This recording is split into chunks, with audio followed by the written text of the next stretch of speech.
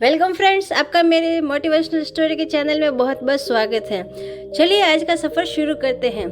एक समय की बात है, एक गांव में एक राजा होते हैं। वे अपनी सभा में एक नृत्य उत्सव का आयोजन करते हैं। उस सभा में वे उनके सभी ऋषिगण, सभी मंत्रीगण, सभी को आमंत्रित करते हैं।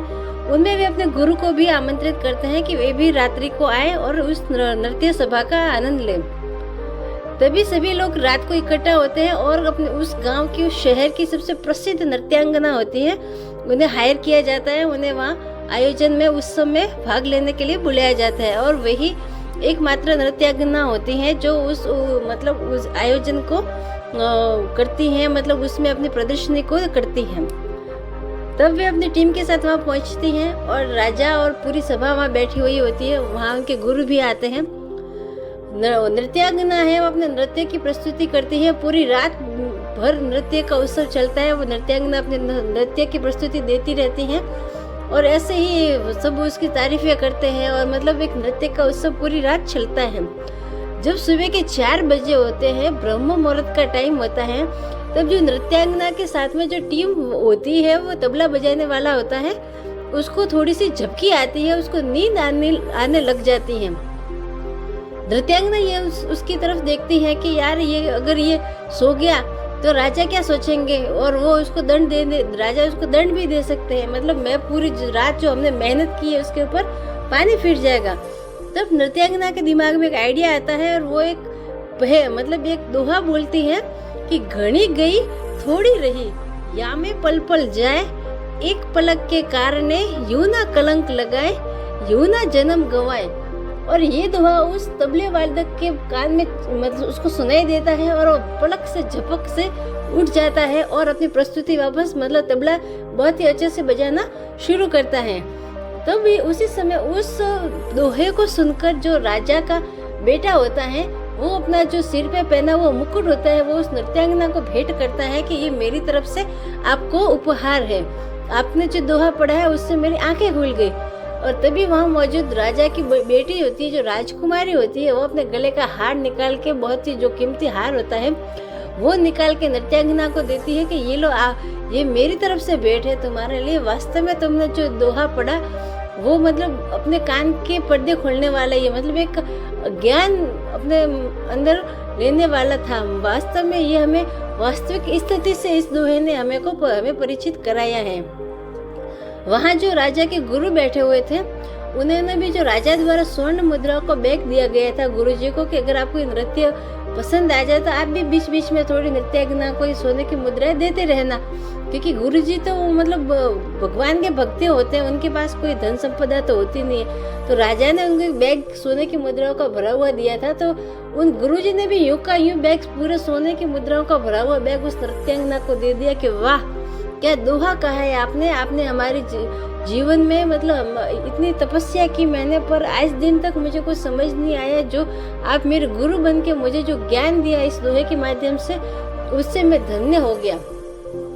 तब ये सब सुन के, ये सारा नजारा देख के राजा ने सोचा कि ये क्या हो रहा है। राजा खड़े हो गए अपने आसन से और फटाक से बोले उस नृत्यांगना को कि ये तुमने क्या नाटक बना रखा है, या ये क्या तुमने ऐसा सीन क्रिएट किया। मात्र एक दोहा बोल के तुमने मेरे सभी राजकुमार, मेरी राजकुमारी, मेरी बेटी बेटा और मेरे गुरुजी, इन सब से सारी धन संपदा एक ही दोहे में, एक ही पल में तुमने सारी लूट ली है। ये तुम क्या कर रही हो यहाँ आके। तब वो गुरुजी कहते हैं कि आप इन्हें राजन आप इन्हें कुछ भी ना कहें नृत्यांगना को। इन्होंने जो दोहा पढ़ा है कि घनी गई थोड़ी रही, या में पल पल जाए, एक पलक के कारणे यूं ना कलंक लगाए। कि आप ये इनका जो जिसने जो दोहा कहा है उसका मतलब समझिए कि घनी गई थोड़ी रही, सारा समय तो जीवन का चला गया, अब थोड़ा सा समय बाकी है। या में पल पल जाए, वो भी पल पल में जा रहा है। एक पलक के कारणे सिर्फ एक ही घड़ी के कारणे, थोड़े से समय के कारण यूं ना कलंक लगाए, अपने ऊपर आप कलंक ना ले, यूं ना जन्म गंवाए। ऐसे ही अपने जीवन को बेकार ना करे। मैं आपका गुरु होते हुए, मैं एक तपस्वी था, मैं एक साधु महात्मा होते हुए यहाँ नृत्यांगना का नृत्य देखने आया हूँ। और पूरी रात नृत्य देख रहा हूँ और उसको मैं पैसे दे रहा हूँ, उसको सोने की मुद्रा दे रहा हूँ, ये मेरे को सुशोभित नहीं होता है। इस नृत्यांगना ने इस दोहे के माध्यम से मेरे ज्ञान की जो आंखें बंद थी वो खोली है, तो मैं इसको गुरु मानता हूँ। और जो ये मतलब इसने जो दोहे से मुझे समझाया है, जो संदेश दिया है, उससे मैं धन्य हो गया हूँ। मुझे यहाँ नहीं आना चाहिए था इसके नृत्यांगना के उत्सव में।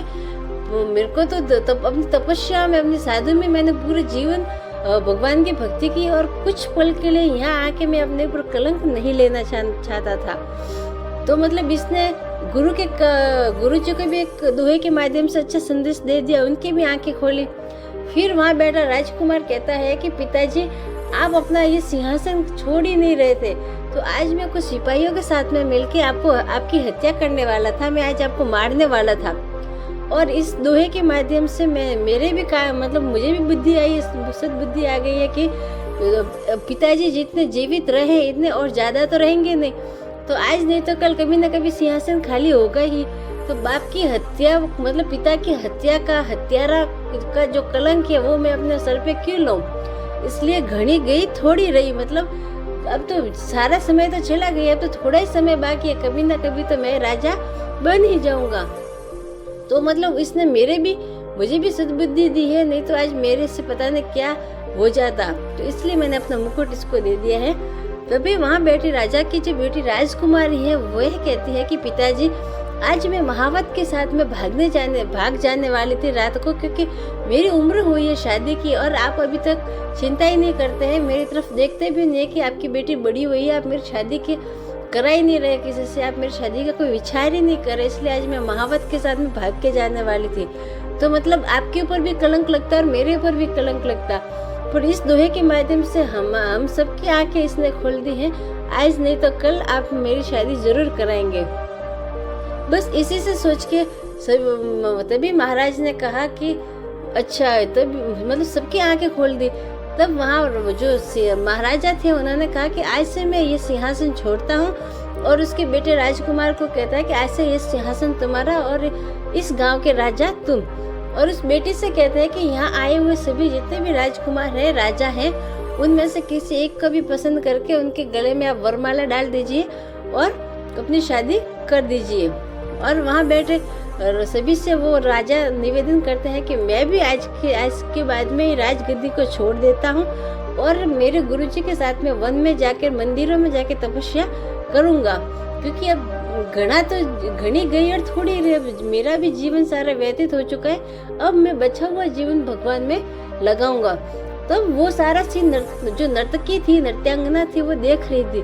तब उसने भी सोचा कि मैंने सारा जीवन नृत्य किया है, लोगों को मतलब नृत्य के माध्यम से उनका मनमोहक किया है और सारी उम्र में नाचती रही हूँ, तब मेरा सारा जीवन तो नाचने में गया है। तो अब आज के बाद मैं भी ये प्रण करती हूँ कि मैं भी नहीं नाचूंगी, मैं भी ये नृत्य के उत्सव में नहीं जाऊंगी और आज के बाद मैं किसी भी प्रकार का कोई नृत्य नहीं करूंगी और आज के बाद मैं भी भगवान की भक्ति में लीन रहूंगी। तो मतलब इस छोटे से दोहे ने सबकी जिंदगी बदल दी। घनी गई थोड़ी रही, या में पल पल जाए, एक पलक के कारण यूं ना कलंक लगाए, यूं ना जन्म गंवाए। तो मतलब ये कहानी दोस्तों सिर्फ नर्तकी, राजा, राजकुमार, उसकी बेटी या गुरु की नहीं है, बल्कि ये कहानी हमें अपने जीवन पे भी शिक्षा देती है कि मतलब हमारा जीवन भी पल पल बीता जा रहा है। अगर कुछ अच्छा नहीं किया है तो आप अच्छा कीजिए, भगवान का नाम लीजिए, यही उम्र है आपकी कुछ करने की, कुछ अच्छा काम करने की, अपना नाम कमाने की, कुछ पैसे कमाने की, कुछ कर दिखाने की। नहीं तो जीवन तो पल पल में जा ही रहा है। कुछ ऐसा काम ना करे कि आपको अपने ऊपर कलंक लेना पड़े। थैंक यू फ्रेंड्स, आपको मेरी स्टोरी कैसी लगी मुझे कमेंट करके जरूर बताएं। कल फिर मिलते हैं एक अच्छी स्टोरी के साथ में, तब तक के लिए जय हिंद, जय भारत।